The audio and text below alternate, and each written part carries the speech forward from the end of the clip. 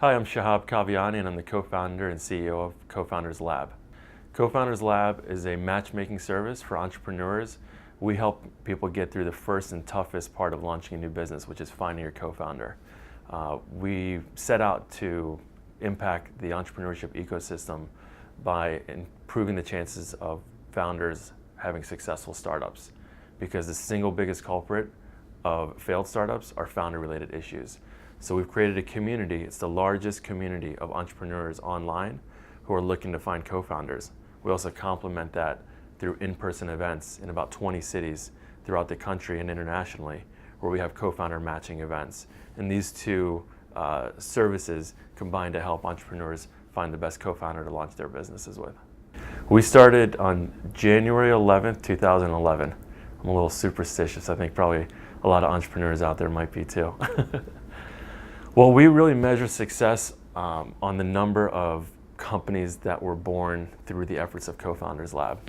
Our vision is to sit in a room like this and have plaques of all the companies that started through CoFounders Lab. So our biggest success is what you see on our website, and you can find successful matches in lots of cities throughout the country who were really came together through CoFounders Lab and started new businesses. We have a company in Boulder, Colorado who went through Techstars. They raised $2.7 million called MobiPlug, and they found their co-founders through CoFounders Lab. And there are lots of stories like that throughout the country. Right here in Washington, D.C., we have a company in an accelerator called Legsite. They met through CoFounders Lab. Another one up in Baltimore in an accelerator met through co-founders up in Boston, that's going through an accelerator up in Boston. So these are not just small little ideas. These are companies that are getting funding and really moving forward in lots of cities throughout the world who are launching new businesses through the service. Well, I think we're really lucky. Compared to about 5 years ago, the startup ecosystem and services have really matured. So I think a lot of people are laying down really nice pathways to get into entrepreneurship. CoFounders Lab certainly is one of them. We think getting your business partner is one of the first ones, because if you're going to build a scaling business, investors want to see teams, and the sooner you can recognize your biggest strengths and weaknesses, the better you can build a strong foundation. So I think one of the first things you want to do is find a good team that complements you, and going to events like ours is certainly a great step. So I think building the team should be one of the first things. The other is getting boned up on the concepts that you need to know as a first-time entrepreneur. So today there's Startup America has got a whole slew of resources online that's free that will map you out to different spots. Application Developers Alliance, another great resource for particularly on the developer side that can get you through navigating different tools and resources. I would say learning concepts like the Lean Startup methodology. There's Lean Startup Machine. There's the Startup Weekend Next. Startup Weekend, a place where you can go and get inspired and meet other people and try ideas out. So I think some of the practical things you can do is get out there and try your idea out, build your team, and learn. And there are lots of different places to learn. I think not only applying to accelerators, but also some of the more education-based accelerators. For example, a Founder Institute. So we want to recognize, that this sort of discipline has been out there and is becoming more and more sort of a science. And there are great programs that can step you through that education process. Spend 3, 6, 9 months going through that and really kind of get in shape to launch a new business. So that's what I would suggest. There are a few advantages to having a co-founder. There's the practical side of it, which is having all of the skills filled out that the company needs to advance itself. So I may be really good at fundraising or finding distribution channels, where my partner may be better at motivating employees or developing products or managing finances. So that's probably the most obvious. The other one that's really powerful and I think is not really talked about enough is really the moral support that you need in launching a new business. You hear this probably a lot. It's sort of lonely at the top, and there's a lot of highs and lows, and it's really nice to have someone that you can lean on at some of those scary moments in the company, whether you lost a big customer or your funding didn't come through. Somebody to get you pick you back up when you're all sort of bloody and your knees are all scraped up, and give you the confidence to get back up. The other thing I would say is, just like any major challenge in your life, whether you're changing your diet or training for a marathon or quitting smoking or whatever major changes, the buddy system is a tried and true method. And the reason it works is because you have accountability. So when people go to CoFounders Lab in one of our events and they make a commitment to go and do a new venture, when you wake up in the morning, you have your sort of your primary responsibilities, and as you're evolving into developing a new business, you now have somebody you're accountable for to say, you know what, we said we're going to develop our plan. We said we're going to go talk to 15 customers, whatever that is. And when you're alone, it's easy to kind of make some of those excuses, just like when it's a cold day and you don't want to get up and go do your run.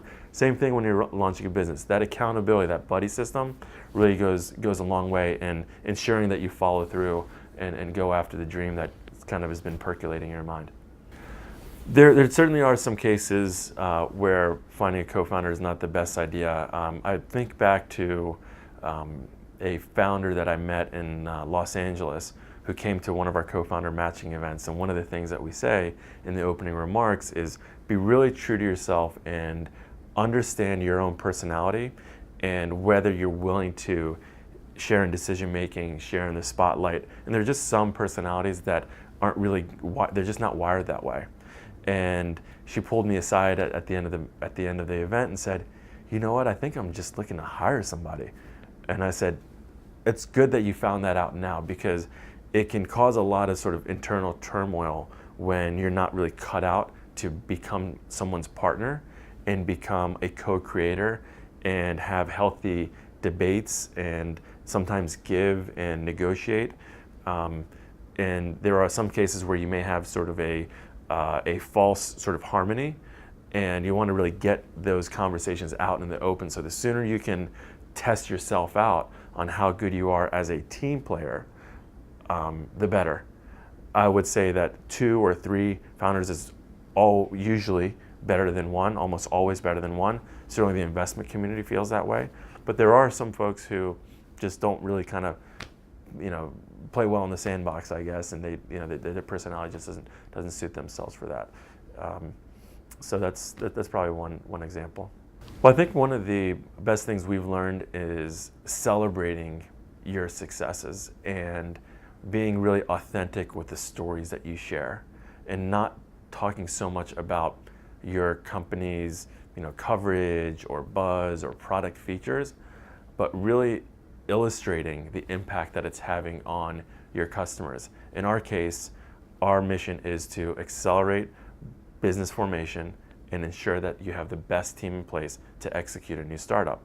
So we shine the spotlight on new teams that form through CoFounders Lab. And that is really viral, it's very authentic, and people like to share that. And it's a very novel approach to an age-old problem of how do we find teammates.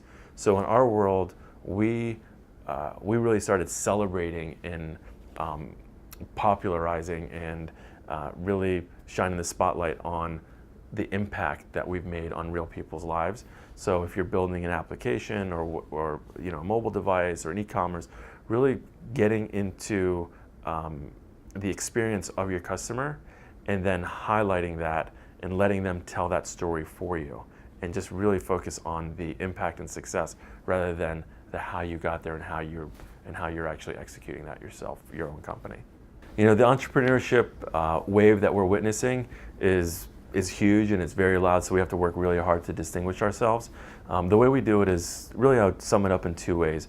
One is we've created the single largest community of entrepreneurs online. So this is sort of the biggest watering hole to go and find entrepreneurs. So we've already had that sort of critical mass. So if you're searching for a person, whether you're looking for a romantic connection or a business connection for a business partnership or a co-founder, you want to have the largest pool of people so you can have the biggest option and cast your net out really wide. So that's one way we've distinguished ourselves, is we've really found ways to create a lot of excitement and gravity to our platform. The other way is that we have built a recommendation algorithm to help suggest the best matches for you. So we brought on the former CTO from Match.com. We also have Dr. Julie Edge, who is a professor at the Olin Business School and also working under a grant from the Kauffman Foundation to conduct the very first ever research around co-founder relationships. All of that is culminating into our product and our algorithm and our user experience to recommend the best person. So not only do we want to give you the best options, but we also want to recommend the best person. And lastly, we want to create a roadmap of tools and recommended exercises that you should run through to increase the chances of building a lasting partnership. Well, I think the way to establish trust with your users is first get them involved really early. We've developed a product committee, and anytime we make critical decisions as we're releasing new products, we run it by our product committee. So they're very involved. We like to think them as a nice sampling of our larger membership base. So first is just get it right. Get your decisions right and get them involved, your customers and your users and your community members involved in the decisions that you're making on a regular basis. The other is just being really transparent about what's happening in the company, why you're making the decisions that you do. We have constant updates on our blogs. We use social media, and we really explain why we're doing everything that we do. So I think being transparent is really important. The other is being accessible. I can't tell you, we definitely make mistakes, and sometimes we'll do something that may rub a member the wrong way, and they contact us, and we immediately respond. We want to know, what was it? Why did we misset your expectation? And we want to correct it. And I can't tell you how many times we have, because the people who are happy, it's easy to build trust with. It's the ones who you might have screwed something up with. And just being open to exposing your faults and saying, hey, I want to learn from this. And it's incredible. Almost every time we get into one of those situations, the conversation immediately turns into, wow, thank you for listening. And sometimes they end up becoming the biggest advocates and the people who challenge us the most and really give us the most insights than the quiet people who may have been ticked off or the people who are already happy. So there's always improvements that can be made, and I think you want to be accessible and open up and learn from them and make people part of the process. CoFounders Lab has a bit of an advantage here because we're a very mission-based organization, so we really kind of tap into that advantage and making everybody in the community part of the creation and the development of our brand and our product and our community.